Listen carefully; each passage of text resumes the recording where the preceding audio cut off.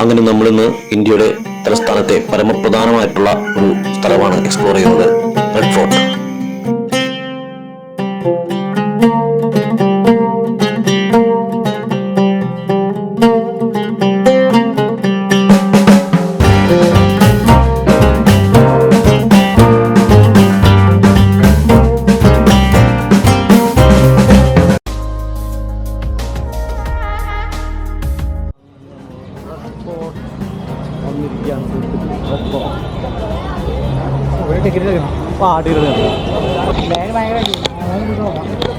ഓൺലൈനിൽ കിട്ടൂല.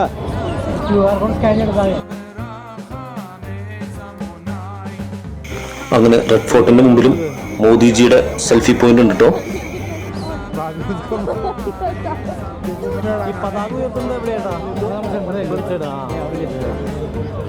കാര്യങ്ങളൊക്കെ പറഞ്ഞു തരാനായിട്ട് സിജോ നമ്മുടെ കൂടെ ഉള്ളതുകൊണ്ട് നമുക്ക് വേറെ പ്രശ്നങ്ങളൊന്നും ഇല്ല കേട്ടോ. എല്ലാ വിവരങ്ങളും കറക്റ്റായിട്ട് നമുക്ക് ഇതിൽ നിന്ന് ഇങ്ങനെ മനസ്സിലാക്കി പോകാൻ പറ്റുന്നുണ്ട്. കഴിഞ്ഞ തവണത്തെ കർഷക സമരത്തിൽ ഈ മണ്ടി പ്രശ്നം ഉണ്ടായല്ലോ, ആ സമയത്ത് ഇവിടെയൊക്കെ കർഷകർ ട്രാക്ടറൊക്കെ വന്നിട്ട് ഇടിച്ചു പൊളിച്ച് കയറ്റുന്ന സ്ഥലമൊക്കെ ആയിരുന്നു ഈ കിടങ്ങ്. ഇവിടെയാണ് കേട്ടോ നമ്മുടെ ട്രാക്ടർ മണ്ടി സമരത്തിൽ പോലീസുകാരൊക്കെ കിടങ്ങുന്നത്. ഇതിലേക്കാണ് അവർ വണ്ടി ഓടിച്ചിട്ട് ട്രാക്ടർ ഓടിച്ചിട്ട് ഇതിൻ്റെ അകത്തൊക്കെ 4 നില കെട്ടിടത്തിന്റെ അത്രയും ഹൈറ്റിലാണ് ഈ കോട്ട മതിൽ സ്ഥിതി ചെയ്യുന്നത്. ഇവിടെ ബാഹുബലി സിനിമയൊക്കെയാണ് ഈ ഒരു ഗ്യാപ്പ് ഉണ്ടല്ലോ, ഈ കോട്ടയുടെ മതിലും ഈ വഴി റോഡും തമ്മിലുള്ള. അവിടെ ശരിക്കും പറഞ്ഞാൽ വെള്ളം കെട്ടി നിർത്തിയിട്ട് മുതല പോലെയുള്ള ഭീകര ജീവികളെയൊക്കെ വളർത്തി. ഇവിടെയാണ് ഫ്ലാഗ് ഹോസ്റ്റിംഗ് കാര്യങ്ങളൊക്കെ പ്രധാനമന്ത്രി ഉയർത്തുന്നത് അല്ലേ? റിപ്പബ്ലിക് ഡേക്കും ഇൻഡിപെൻഡൻസ് ഡേക്കൊക്കെ പ്രധാനമന്ത്രിമാര് പതാക ഉയർത്തുന്നത് ഇവിടെ ഉണ്ടോ. അപ്പോൾ ഇവിടെ നിന്നാണ് പൊതുജനങ്ങളൊക്കെ ഈ പതാക ഉയർത്തൽ ചടങ്ങ് സെറമണി നമ്മൾ കാണുന്നത്. ഇവിടെ ജനസമുദ്രം ഉണ്ടോ, ഒരുപാട് ആളുകളുണ്ട്. ലോക്കൽസാണ് ഏറ്റവും കൂടുതൽ, കൂടാതെ ഫോറിനേഴ്സൊക്കെ കുറവാണ്, എന്നാലും അത്യാവശ്യം ആളുകളുണ്ട്. പിന്നെ മലയാളികൾ ഒരുപാട് പേരുണ്ട് കേട്ടോ ഇവിടെ. ഈ കൂട്ടത്തിൽ എവിടെ തിരിഞ്ഞാലും നമ്മൾ ഈ മലയാളം പറയുന്ന ആളുകളെ നമുക്ക് കാണാൻ പറ്റും. ഒരുപാട് അധിനിവേശങ്ങൾക്ക് സാക്ഷ്യം വഹിച്ചിട്ടുള്ള ഒരു കോട്ട തന്നെയാണ് കേട്ടോ റെഡ് ഫോർട്ട്. ഇത് മുഗൾ രാജവംശത്തിന്റെ പ്രതാപകാലത്ത്, അതായത് ഷാജഹാൻ ചക്രവർത്തി ഡൽഹിയിലേക്ക് അദ്ദേഹത്തിന്റെ തലസ്ഥാനം മാറ്റി സ്ഥാപിച്ചതിന്റെ ഭാഗമായിട്ട് പണിത ഒരു കോട്ടയാണ്. അത് അതിഗംഭീരമാണ്, ഇപ്പോഴും ഗംഭീരമാണ്. പക്ഷെ ഇതിന്റെ പ്രൗഢി ഒരുപാട് നഷ്ടപ്പെട്ടു പോയി. നഷ്ടപ്പെടുത്തിയത് ഒരുപാട് അധിനിവേശങ്ങൾ, അതായത് ഔറംഗസീബിന്റെ, അതായത് ഷാജഹാന്റെ മകൻ ഔറംഗസീബിന്റെ കാലത്ത് ആണ് പ്രൗഢമായിട്ട് നിൽക്കുന്ന അവസാന കാലഘട്ടം. അതിനുശേഷം വന്ന മുഗൾ സാമ്രാജ്യത്തിലെ ആളുകൾ കുറച്ച് അത്ര പവർഫുൾ അല്ലാത്തതുകൊണ്ട് തന്നെ ഇവരെ ഒരുപാട് പേർഷ്യൻ മറ്റു രാജവംശത്തിലുള്ള ആളുകളും ആക്രമിക്കുകയും ഇതിൻ്റെ കുറേയൊക്കെ മോഷണം അതുപോലെ തന്നെ തട്ടിക്കൊണ്ടുപോകുക, അതായത് ഇതിലുള്ള ഏറ്റവും പ്രധാനപ്പെട്ട പരിപാടി ഇപ്പോൾ പല സാധനങ്ങളും ഇവിടുന്ന് കടത്തിക്കൊണ്ടുപോവുകയൊക്കെ ചെയ്തു. പിന്നെ ഇത് കുറേ കാലം മറാത്ത രാജവംശം അവർ കയറി ഇത് കയ്യേറിയിരുന്നു. അപ്പോൾ അന്നൊക്കെ ഇതിലെ ഈ മുഗൾ രാജവത്തിലുള്ള ആളുകളൊക്കെ, അതായത് ആ രാജവംശത്തിലുള്ള രാജാക്കന്മാരൊക്കെ വളരെ സൈലൻ്റായിട്ട് അവരെയൊക്കെ ഒതുക്കി ഒരു റബ്ബർ സ്റ്റാമ്പ് പോലെയൊക്കെയാണ് ഇവിടെ അവരെത്തി ഭരണം നടത്തിക്കൊണ്ടിരുന്നത്. ശേഷം സിഖുകാർ കുറച്ച് അധിനിവേശം നടത്തിയിട്ടുണ്ട്. അതിനുശേഷം മറാത്തകളെ ഇവരെയൊക്കെ എതിർത്തത് പിന്നെ ബ്രിട്ടീഷുകാരുടെ ഒരു സമയമുണ്ടായി. ആംഗ്ലോ യുദ്ധം നടന്നതിന് ശേഷം ഈസ്റ്റ് ഇന്ത്യ കമ്പനി ഈ റെഡ് ഫോർട്ട് പിടിച്ചെടുക്കുകയും കഴ്സൺ സായിപ്പാണ് മോൻ പുള്ളി ഇവിടെ ഒരു റെജിമെൻ്റൊക്കെ സ്ഥാപിച്ച് ഇതൊരു പട്ടാള ക്യാമ്പ് പോലെ അവരുടെ ഒരു കോട്ടയാക്കി മാറ്റി. മറ്റവരൊക്കെ ബന്ദികളാക്കി കുറേ പേര് നാടുകടത്തി. അന്നത്തെ രാജ്യത്തിലുള്ള ആൾക്കാർ ബഹദൂർ ഷാ പോലുള്ള ലാസ്റ്റ് അവരുടെ കണ്ണിയിലുള്ള മുഗളന്മാരുടെ രാജ്യത്തിലുള്ള ആളുകളൊക്കെ നാടുകടത്തിയൊക്കെ ചെയ്തു. ശേഷം ഉണ്ടായ ഈസ്റ്റ് ഇന്ത്യ കമ്പനിയുടെ കയ്യിലായിരുന്നു. മറാത്തകളെയും തിരുത്തി ഓടിച്ച് അങ്ങനെ എല്ലാവരെയും ഇവിടുന്ന് തിരുത്തി ഓടിച്ചിട്ട് ബ്രിട്ടീഷുകാരുടെ കയ്യിലാണ്. പിന്നീട് ബ്രിട്ടീഷുകാരുടെ കയ്യിൽ നിന്നാണ് ഇന്ത്യക്ക് സ്വാതന്ത്ര്യം കിട്ടിയപ്പോൾ ഫസ്റ്റ് ഇവിടെ പതാകത്വം ജവഹർലാൽ നെഹ്റു ആണ് നമ്മുടെ ഇന്ത്യൻ പ്രധാനമന്ത്രിയായി. കോട്ടയുടെ അകത്തേക്ക് കയറുമ്പോൾ തന്നെ കച്ചവട കേന്ദ്രങ്ങളുണ്ടോ. ഇത് കംപ്ലീറ്റ് ഈ അറബ് പേർഷ്യൻ രീതിയിലുള്ള വസ്ത്രങ്ങളും ആ ഒരു മോഡൽ, അതായത് ആ ഒരു കാലത്തുള്ള മോഡൽസിലുള്ള വസ്ത്രങ്ങളും അതുപോലെ ആഭരണങ്ങളും സ്ത്രീകൾക്ക് വേണ്ട പ്രധാനപ്പെട്ട ഏരിയയാണത്. ജുവൽസാണ് കൂടുതലും ഇവിടെ ഉള്ളത്. ശരിക്കും പറഞ്ഞു കഴിഞ്ഞാൽ ആഗ്രയായിരുന്നു മുഗളന്മാരുടെ പ്രധാന സ്ഥലം. കാരണം ബാബറിന്റെ ഇതിലുള്ള ഇവിടേക്ക് വരുന്നത്. അതിനുശേഷം അക്ബർ ചക്രവർത്തിയുടെ കാലത്താണ് ഇവരിങ്ങനെ മോണുമെന്റ്സ് ഒക്കെ പണിത് കോട്ടകളൊക്കെ പണിത് തുടങ്ങുന്നത്. അതും ഫത്തേപൂർ സിക്രിയിലാണ് ഫസ്റ്റ് ഇത് വരുന്നത്. അവിടെയാണ് പ്രധാന ഫസ്റ്റ് കോട്ട പണിയുന്നത് ഫത്തേപൂർ സിക്രിയിലാണ്. അതിനുശേഷം അവിടെ നിന്ന് ജഹാംഗീർ ഉണ്ടായതിനു ശേഷമാണ് ആഗ്രയിലേക്ക് വരുന്നതും. ആഗ്രയിൽ വന്നിട്ട് അവിടുത്തെ യമുന നദിയുടെ തീരത്താണ് ഇവരെല്ലാം ഈ വെള്ളത്തിൻ്റെ ഒരു സ്രോതസ് അനുസരിച്ചിട്ടാണ് ഇവരുടെ കോട്ടകൾ കംപ്ലീറ്റ് ചെയ്തിരിക്കുന്നത്. അപ്പോൾ ആഗ്രയുടെ തീരത്ത് ഉള്ള ഒരു റെഡ് ഫോർട്ട് ഉണ്ട്, അതിനോട് ചേർന്ന് തന്നെയാണ് താജ്മഹൽ വന്നിരുന്നത്. അപ്പോൾ അവിടുത്തെ ജലക്ഷാമം പിന്നെ അതുപോലെ കുറച്ചും കൂടി ഒരു ഇതിലേക്കുള്ള ഒരു സ്ഥലത്തേക്ക് മാറുന്നതിൻ്റെ ഭാഗമായിട്ടാണ് ഡൽഹി കേന്ദ്രീകരിച്ച് ഭരണം ഇത് വരുത്തുകയും.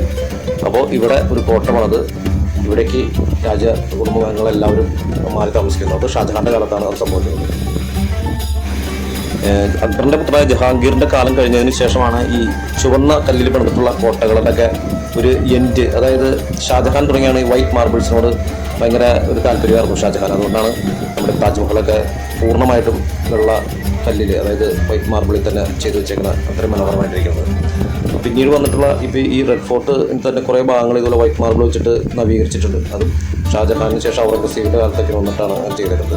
ഈ ഷാജഹാൻ ഈ റെഡ് ഫോർട്ട് പറയുന്നത് അദ്ദേഹത്തിൻ്റെ അക്ബറിൻ്റെയൊക്കെ ആ ഒരു ശൈലി തന്നെയാണ്. മുത്തച്ഛൻ അക്ബറാണ് ശരിക്കും റെഡ് സ്റ്റോൺ വെച്ചിട്ടുള്ള കോട്ടകൾ പറഞ്ഞിട്ടുള്ളത്. അത് എക്സാമ്പിളായിട്ട് നമുക്ക് ആഗ്രയിലായാലും അല്ലെങ്കിൽ ഫത്തേപൂർ സിറ്റിയിലൊക്കെ റെഡ് സ്റ്റോൺ വെച്ചിട്ടുള്ള കോട്ടകളാണ്. അപ്പോൾ അതേ മാതൃകയിലാണ് ഈ കോട്ടയും എൻ്റെ മുഖവും കാര്യങ്ങളൊക്കെ ചെയ്തേക്കുന്നത്. The Hammam Royal Baths were served the source of the Mughal empires, where important business residents were also constructed. Hammam Murti Masjid, Aurangzeb for a worship and style.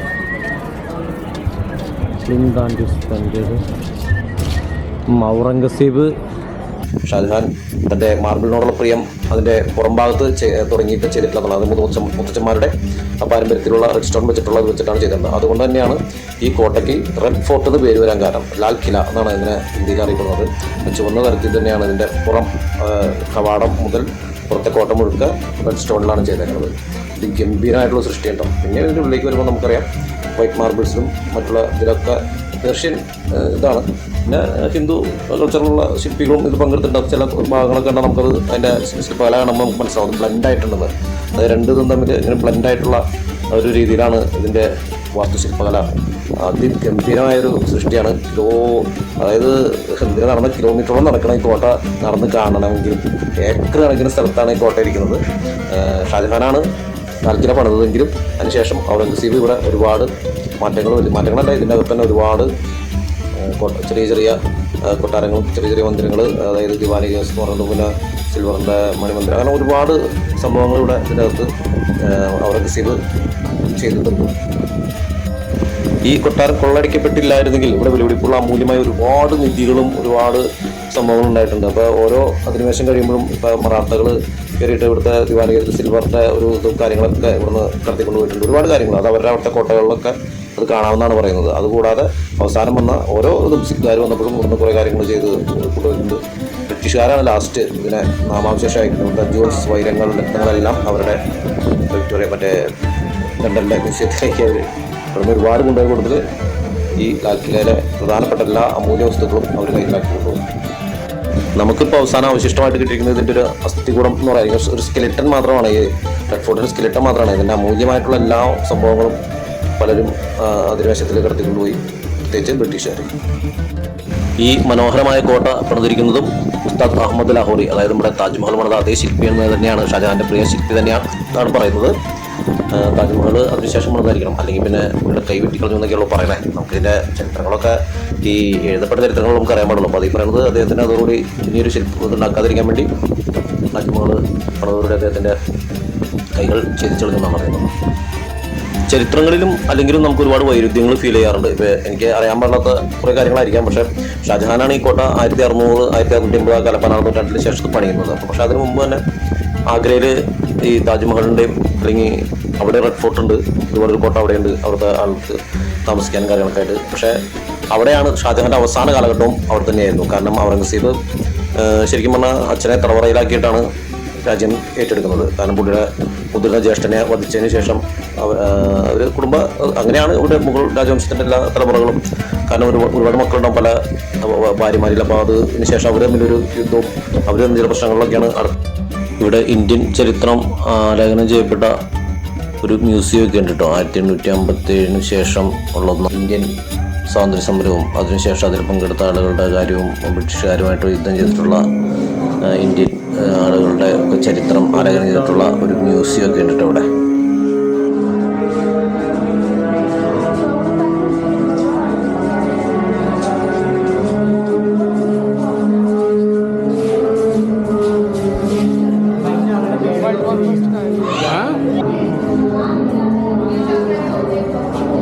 പാട്ടോ shoot ചെയ്തു. ഇന്ത്യ ആൻഡ് വേൾഡ് വാർ 1 ഒന്നാം ലോക മഹായുദ്ധകാലത്ത് ഒരു നമ്മൾ പേര് കേട്ട ആളുകളെ മാത്രമാണ് നമ്മൾ അറിയുന്നത്. ഇപ്പം അക്ബറിന് ശേഷം ജഹാംഗീറിന് ശേഷം ഷാജഹാനിന് ശേഷം ഔറംഗസീബ്. പക്ഷേ ഇതിൻ്റെ ഇടയിൽ വേറെ ഒരുപാട് പേര് കേൾക്കാത്ത കുറേ ഇവർക്കൊക്കെ മക്കളും അങ്ങനെ ഒരുപാട് ആളുകൾ ഇതിൽ കുറേ ചെയ്യപ്പെടുകയൊക്കെ ചെയ്യുന്നുണ്ട്. നമ്മൾ ചരിത്രം വെച്ച് ചോദിക്കുമ്പോൾ അറിയാം. അപ്പോൾ അതിനുശേഷം എന്തുകൊണ്ട് ഷാജഹാൻ ഈ റെഡ് ഫോർട്ട് ഡൽഹിയിൽ പണിതിട്ട് ഇവിടെ എന്തുകൊണ്ട് ഭരണം നടത്താനായിട്ട് അദ്ദേഹത്തിന് സാധിച്ചില്ല എന്നുള്ളതൊക്കെ നമുക്ക് അതൊരു ചരിത്രത്തിൽ നമുക്ക് അറിയപ്പെടാത്ത കുറേ ഭാഗങ്ങളുണ്ട്. അപ്പോൾ അദ്ദേഹം എന്തായാലും ആഗ്രയിൽ തന്നെയായിരുന്നു അദ്ദേഹത്തിൻ്റെ അന്ത്യകാല താജ്മഹലിലേക്ക് കാണാവുന്ന രീതിയിൽ അവിടുത്തെ റെഡ് ഫോർട്ടിൽ തന്നെയായിരുന്നു പുള്ളി മരിച്ചതെന്നാണ് നമ്മുടെ അറിവ്. അപ്പോൾ അതിനുശേഷം ആണോ ഈ റെഡ് ഫോർട്ട് പറഞ്ഞത്? കാരണം ഈ താജ്മഹലിൻ്റെ ശില്പിയെ കൈവെട്ടിക്കളഞ്ഞു എന്ന് പറഞ്ഞാൽ പിന്നെ കുന്നുകളഞ്ഞു എന്നൊക്കെയാണ് അറിയപ്പെടുന്നത്. അപ്പോൾ പിന്നെ അതേ ആൾ തന്നെയാണ് ഇത് പറഞ്ഞതെന്ന് പറയുമ്പോൾ ഒന്നാലെ ഈ ഡൽഹിയിലെ റെഡ് ഫോർട്ടായിരിക്കും ആദ്യം പണിതത്, ശേഷമായിരിക്കും താജ്മഹൽ പണിതത്. അങ്ങനെയാണെങ്കിൽ എന്തുകൊണ്ട് ആഗ്രയിൽ നിന്നും ഈ ഡൽഹിയിലേക്ക് ഭരണം മാറിയപ്പോൾ ഷാജഹാൻ ഡൽഹിയിലേക്ക് വന്നില്ല എന്നുള്ളൊരു ക്വസ്റ്റ്യനായിട്ട് കിടക്കുന്നുണ്ട്. അറിയാവുന്നവരെ കമൻറ്റ് കേട്ടോ. പിന്നെ ഇതിന് നമ്മൾ നടക്കുമ്പോൾ ഒരുപാട് രാജ്ഞികൾക്കും രാജകുമാരിമാർക്കൊക്കെ ഇങ്ങനെ ഓരോ സൗധങ്ങളുണ്ട്. അപ്പോൾ അതിൽ ഒന്നിൽ മുംതാസ് മഹൽ എന്ന് പറഞ്ഞിട്ടൊരു സൗധവും ഇവിടെ കാണിക്കുന്നുണ്ട് ഡൽഹിയിലെ ഈ റെഡ് ഫോർട്ടിൽ. അപ്പോൾ മുംതാസ് ഇവിടെ ജീവിച്ചിരുന്നപ്പോൾ ഇവിടെ വന്നിരുന്നതാണ്. അപ്പോൾ ഈ കോട്ട തന്നെ ആയിരിക്കണം ആദ്യം പണിതത്. പക്ഷേ ഇത് പണിതതിന് ശേഷം വീണ്ടും തിരിച്ച് ആഗ്രയിലേക്ക് അവർ പോയി. അതും എന്ത് ആണെന്നറിയില്ല. കാരണം ആഗ്രയിൽ നിന്നാണ് എന്തായാലും ഇവിടെ വന്ന് കോട്ട പണിതത്. തിരിച്ച് ആഗ്രയിലേക്ക് പോയി. അവിടെ വെച്ചാണ് ഷാജഹാനും ഔറംഗസീബായിട്ടുള്ള കോൺഫ്ലിക്റ്റ് ഉണ്ടാകുന്നതും ഔറംഗസീബ് ഷാജഹാനെ തലമുറയിലാക്കുന്നതൊക്കെ. അപ്പോൾ ഇങ്ങനെ ചരിത്രം ഇങ്ങനെ കെട്ടുപണിഞ്ഞ് കിടക്കാണ്. അങ്ങനെ ഞങ്ങൾ റെഡ് ഫോർട്ടിൽ നിന്ന് ഇറങ്ങി ഒരു ഇലക്ട്രിക് വണ്ടിയിൽ നേരെ ഞങ്ങളുടെ വണ്ടി കാർ പാർക്കിങ്ങിൻ്റെ അവിടേക്ക് പോയിട്ടോ.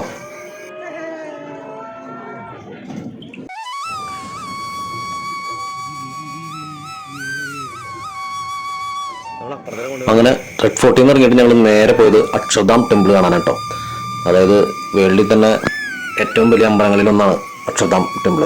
ഒരു മഹാത്ഭുതം തന്നെയാണ് കേട്ടോ. അതിൻ്റെ അകത്തെ ഷോകളും മറ്റുള്ള കാര്യങ്ങളൊക്കെ കാണാമെന്ന് പറഞ്ഞു കഴിഞ്ഞാൽ ഒരു അതിഗംഭീരമായ അനുഭവമാണ്. അത് ഒരിക്കലും ഇങ്ങനെ കണ്ടിരിക്കേണ്ട കാര്യം കേട്ടോ. ഞങ്ങൾക്ക് അവിടെ ചെന്നിട്ട് ഞങ്ങൾക്കെല്ലാം കാണാൻ സാധിച്ചു, അടിപൊളിയായിട്ട് ആസ്വദിച്ച് എല്ലാം ഇത് ചെയ്തു. പക്ഷേ നിരാശ എന്താണെന്ന് വെച്ച് കഴിഞ്ഞാൽ ഇതൊന്നും നമ്മൾ വീഡിയോ എടുക്കാനായിട്ട് അവിടെ അനുവദിക്കുന്നില്ല. അത് എന്താണത് ഉദ്ദേശിക്കുന്നത് അറിയില്ല. ഇത്രയും മനോഹരമായ ഒരു സംഭവം ഉണ്ടാക്കി വെച്ചിട്ട് നമ്മളത് വീഡിയോ എടുത്ത് നാലാൾ കണ്ടാലുള്ള അവിടേക്ക് ജനങ്ങൾ അറിയുള്ളൂ. ശരിക്കും പറഞ്ഞാൽ നമ്മൾ ഞെട്ടിപ്പോകുന്ന രീതിയിലുള്ളൊരു സൃഷ്ടിയാണ്. അത്ഭുത സൃഷ്ടി എന്ന് പറയില്ലേ, ലോകമഹാത്ഭുതങ്ങളിൽ പെടുത്താൻ പറ്റുന്ന അത്രയും ഒരു ഗംഭീരമായ ഒരു സംഭവം അവിടെ ചെയ്തു വെച്ചിരിക്കുന്നത്.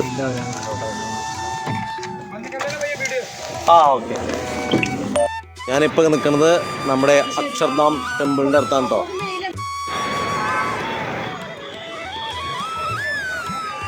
ഞങ്ങൾ അക്ഷർധാം ടെമ്പിളിൽ വന്നിട്ട് നമുക്ക് പറ്റിയ എന്താണെന്ന് വെച്ച് കഴിഞ്ഞാൽ നമുക്ക് ഇത് ഫോണോ കാര്യങ്ങളോ ഒന്നും അങ്ങോട്ട് കൊണ്ടുപോകാൻ പറ്റില്ല. അതുകൊണ്ട് ഞങ്ങൾക്ക് അതിൻ്റെ അകത്തുള്ള ഒരു വീഡിയോസും കാണിക്കാൻ പറ്റില്ല. ഇവിടെ മെട്രോ കാണാം. ഡൽഹിയിലെ മെട്രോൻ്റെ താഴത്തായിട്ട് നോയിഡയ്ക്ക് പോണ വഴിയാണ് അക്ഷർധാം ടെമ്പിൾ. ഞങ്ങൾക്ക് ഭയങ്കര നിരാശയുണ്ട് അത് കാണിക്കാൻ പറ്റാത്തതിൽ. പക്ഷേ അടിപൊളി പരിപാടിയായിരുന്നു, ഗംഭീര പരിപാടിയായിരുന്നു. ഒന്നാ കാണാനാണ്.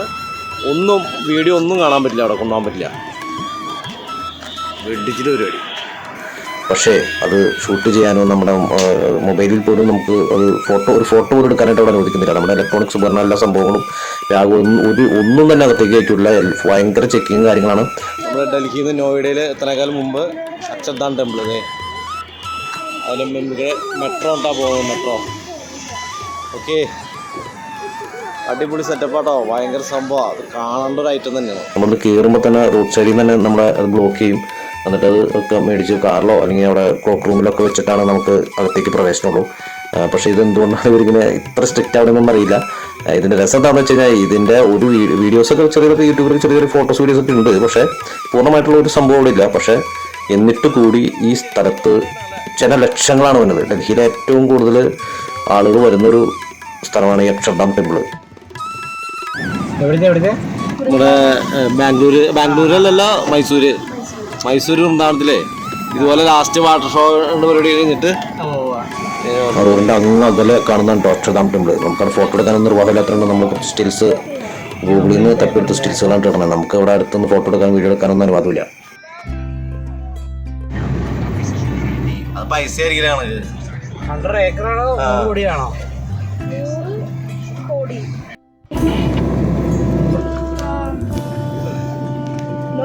അത്യാവശ്യം വീഡിയോ പിടിക്കോ? എത്ര വ്യൂ കിട്ടില്ല ഇത്ര ലോങ് അല്ലേ? വലിയ ക്യാമറ കൊണ്ടിട്ട് ഇവിടെ അങ്ങനെ പറ്റുള്ളൂ.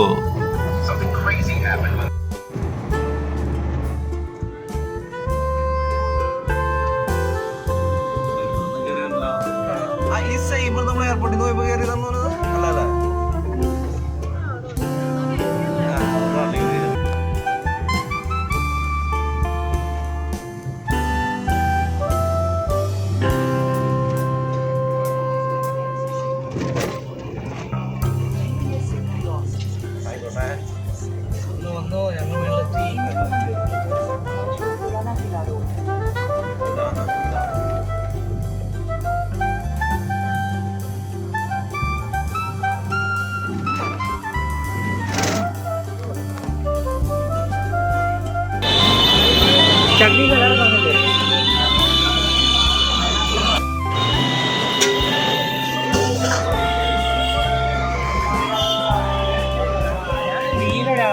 അങ്ങനെ അക്ഷർധാം എന്ന് പറഞ്ഞ മഹാത്ഭുതം കണ്ട് ഡൽഹിയിലെ കാഴ്ചകൾ അവസാനിക്കാം കേട്ടോ. ഞങ്ങളങ്ങനെ സ്ട്രീറ്റ് ഫുഡൊക്കെ കഴിച്ചിട്ട് നേരെ സിജോന്റെ വീട്ടിലേക്ക് പോയി. നാളെ നമ്മൾ ഡൽഹി വിടും, നേരെ ജയ്പൂർക്കാണ്. ജയ്പൂരിലെ കാഴ്ചകളായിരിക്കും കേട്ടോ അടുത്ത വീഡിയോയിൽ നമ്മൾ കാണാൻ പോകുന്നത്. നാട്ടിലേക്ക് കൊണ്ടാലും അവിടെയൊക്കെ എങ്ങനെയാണെന്നോ ആൾക്കാരായിട്ട് ഒന്ന് കയറും.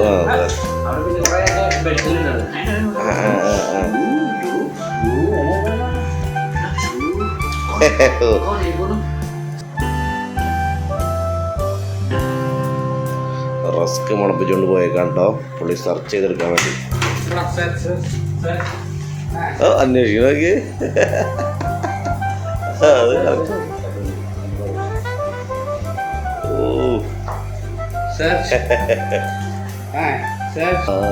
അവർ ചെന്നാള് പിന്നെ തുണി കണ്ടുപിടിച്ചു. ഇത് മറ്റേ സ്ലിപ്പറിംഗ് ഡോഗിൽ കൂടുതലും ഇതും പിന്നെ ലാബ് കേരളത്തിൽ ലാബുണ്ട് അല്ലേ?